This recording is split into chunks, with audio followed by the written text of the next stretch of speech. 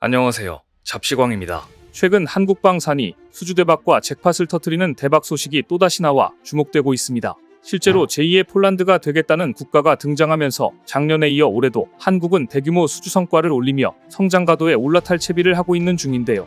여기에 더해 폴란드로부터 시작된 나토 국가들도 심상치 않은 움직임을 보이고 있다고 하는데 자세히 알아보겠습니다. 우크라이나 사태 이후 대규모 군비 증강을 추진하고 있는 루마니아의 K9 자주포 사업이 순풍을 타고 있는 중입니다.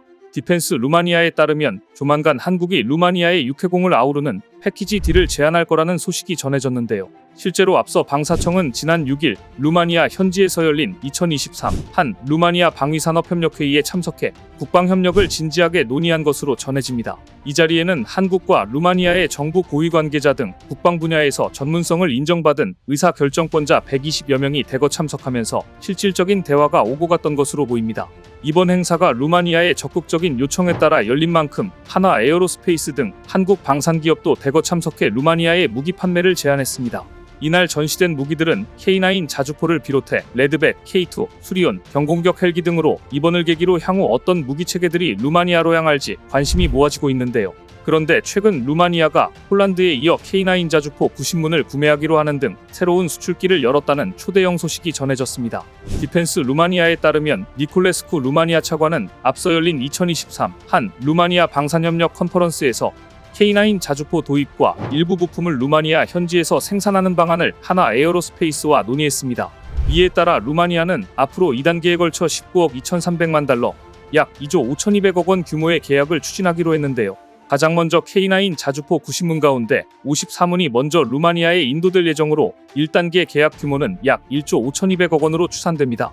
니콜레스쿠 루마니아 차관은 한국 방산업계와 협력할 수 있어 무척 기쁘다며 연초부터 한화, 풍산과 자주포 부품 및 탄약 생산에 대해 논의를 이어왔다고 전했습니다. 실제로 루마니아는 그동안 K9 자주포 구매를 위한 절차를 차근차근 밟아왔는데요. 앞서 지난달 말 루마니아 국방부는 현지 의회에 자주포 구매 승인을 주문하면서 K9 도입에 시동을 걸었습니다. 그런데 이렇게 루마니아에서 일사천리로 K9을 대거 도입하게 된 배경은 무엇일까요? 사실 이번에 루마니아가 K9 자주포를 구매한 데는 폴란드 영향이 크게 작용했습니다. 실제로 지난해 폴란드는 한화 에어로스페이스로부터 K9 자주포 212문을 구매하는 3조 2천억 원 규모의 계약을 체결했는데 이런 사실이 루마니아의 K9 도입을 앞당겼던 겁니다. 그것도 그럴 것이 폴란드와 루마니아는 상호 운용성이 핵심으로 종종 동일한 무기 시스템을 구입해오는 특성을 보였는데요. 동유럽 매체 비셰그레드 24도 루마니아의 K9 도입 소식을 전하면서 폴란드와 루마니아는 상호 운용성을 위해 한국으로부터 같은 무기를 구매한다고 보도하기도 했습니다. 특히나 루마니아는 폴란드와 같이 나토 회원국이면서 우크라이나와 국경을 접한 나라로 공통점이 매우 많은데 앞서 폴란드에서 한국 방산무기를 대거 도입한 뒤 엄청난 만족감을 드러내자 재볼 것도 없이 한국을 택한 겁니다.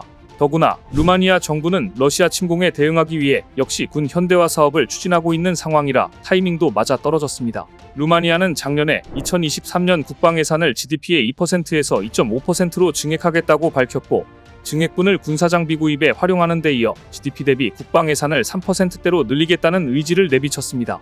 사실 그동안 루마니아 정부는 노후화된 장갑차와 구식 무기체계를 바꾸기 위해 한국산 무기체계 도입에 관심이 높은 것으로 소문이 자자했는데요. 폴란드 사례에서 보듯이 우수한 성능에 뛰어난 가성비, 빠른 납기 능력까지 한국산 무기를 구매하지 않을 이유도 다른 방안도 없었기 때문입니다.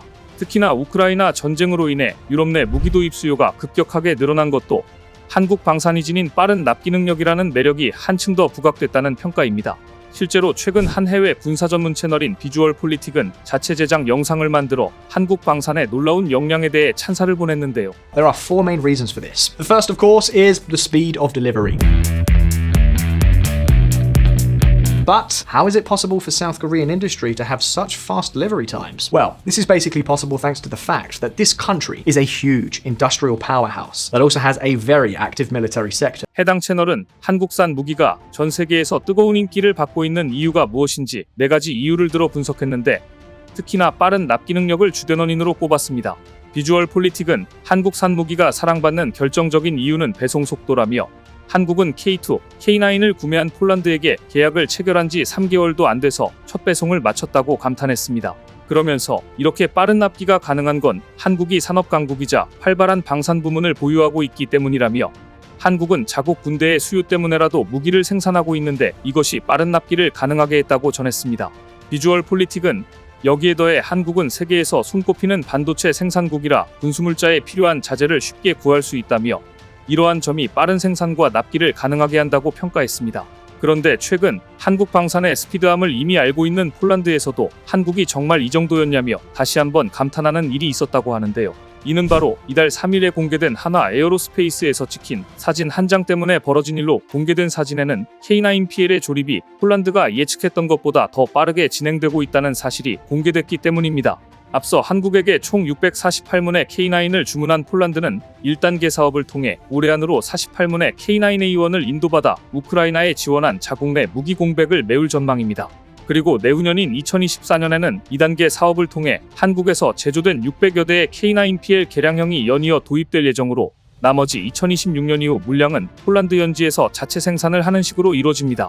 그리고 주요 외신을 통해 폴란드 부하슈차크 국방부 장관이 언급한 내용을 보면 1단계 사업에서 인도받게 될 폴란드형 K9은 A1 버전으로 2단계부터 A2 버전인 K9PL이 전달될 예정입니다. 그런데 여기서 놀라운 사실은 이번에 공개된 사진 속에 현재 조립이 착수된 K9 버전이 1단계가 아닌 2단계 버전이라는 건데요. 앞서 말씀드렸던 대로 원래 계약대로라면 A2 버전인 K9PL은 내후년에야 조립이 착수돼야 하지만 이미 한국은 1단계 사업인 올해까지 폴란드에게 전달할 K9 48문을 벌써 인도했기 때문에 이런 놀라운 일이 펼쳐진 겁니다.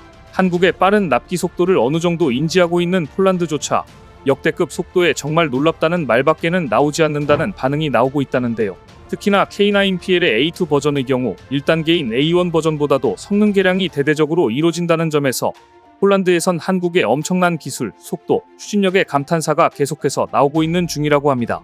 이런 상황에 이미 K9을 도입해 사용하고 있는 에스토니아도 다른 나라에서 들어오는 주문 때문에 혹시나 밀릴까 걱정돼 K9 추가 도입을 어느 때보다 더 빠르게 추진 중인데요. 주요 외신에 따르면 에스토니아는 기존에 한국으로부터 도입하기로 했던 K9 36문에 이어 추가로 6문을 더 주문하기로 결정을 내렸습니다. 이러한 사실은 최근 에스토니아의 방사청 내부 문서를 통해 진행되고 있다는 사실이 알려졌으며 에스토니아는 이번 추가 구매된 K9의 인도는 2026년 이전에 완료될 것으로 보인다고 밝혔습니다. 여기에 더해 과거 한국으로부터 기술 이전을 받은 튀르키예가 K9 파생형인 T155 자주포를 우크라이나에 공유할 준비를 하고 있는 것으로 전해지면서 K9이 우크라이나 전장의 게임 체인저로 부상할 것으로 보이는데요. 한편 한국의 K9의 대규모 도입을 결정한 루마니아가 최근 레드백 시제 차량까지 가져가서 써보기로 하면서 드디어 레드백의 유럽 수출길이 열리는 것 아니냐는 전망이 쏟아지고 있다고 합니다. 실제로 작년 말부터 루마니아 군 현대화 사업에 참여 의사를 공개적으로 밝혀온 한화는 레드백 보병 전투 차량의 루마니아 현지 테스트를 극비리에 준비 중인 것으로 알려지며 수출 물꼬가 트이는 것 아니냐는 기대감이 나오고 있는데요. 현재 루마니아는 차세대 IFV 도입을 추진하고 있는데 올해부터 2031년까지 총 30억 유로 상당의 차세대 IFV 300여 대를 구매할 것으로 알려졌습니다. 이미 한화는 루마니아 인접국가인 폴란드에서 레드백 테스트를 시행하고 수출 협상을 진행한 바 있어 K9처럼 루마니아 시장 진출에 청신호가 켜질 것으로 보입니다. 이런 상황에 최근 유럽 내에서 프랑스 장갑차의 굴욕 상황이 많이 나오며 반대급부로 한국 장갑차 인기가 상승 가도를 달리고 있는 중인데요. 실제로 앞서 프랑스가 우크라이나에 지원한 전차 AMX-10RC가 전장에서 제 역할을 다하지 못하고 있다는 지적이 계속해서 제기되고 있는 상황입니다. 포탄 파편이 관통할 정도로 전차 장갑이 얇다는 치명적인 단점 때문에 우크라이나 군인들의 불만이 높아진 상태로 최전선에서 공격용으로 사용하기엔 적합하지 않다는 평가가 잇따르고 있습니다. 이런 이유로 최근 유럽에서는 한국의 장갑차 레드백이 대안으로 떠오르며 K2 전차, K9 자주포, FA50에 이어 한국산 무기를 도입해달라는 아우성이 빗발치고 있습니다. 이렇듯 한국산 무기는 이제 유럽에서 확실한 표준 무기로 자리매김하고 있는 중으로 한화 에어로스페이스가 K9에 이어 레드백까지 수출하게 될지 관심있게 지켜보겠습니다. 오늘 준비한 소식은 여기까지입니다. 댓글을 통한 여러분들의 많은 의견 기다리겠습니다. 시청해주셔서 감사합니다.